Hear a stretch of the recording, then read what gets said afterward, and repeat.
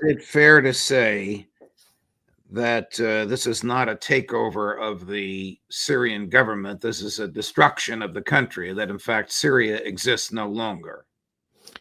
Judge, Syria doesn't have a sovereignty any longer, because if you don't have an army, you no longer have a sovereignty. And if you don't have a sovereignty, then every regional power will meddle in your internal affairs. So this is just basic logic. And on the short run, we will see many, let's say, regional and also Western investments in Syria, and people will start filling their pockets. But this is all, it's going to be momentary.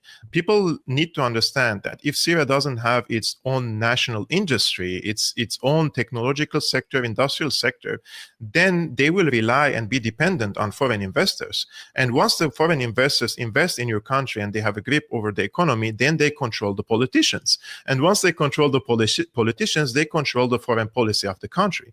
So Right. Syria is no longer independent. Syria is under occupation, American occupation, Turkish occupation, Israeli occupation, and even the Russians now on the coast, they have a big influence because they have their navy.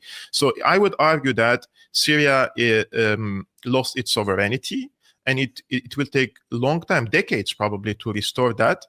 Of course, this could go even to worse scenarios if partitions of the projects of partitions of Syria would be materialized. Then Syria will be lost. We're talking about 7,000-year-old civilization, Right, which could be right. killed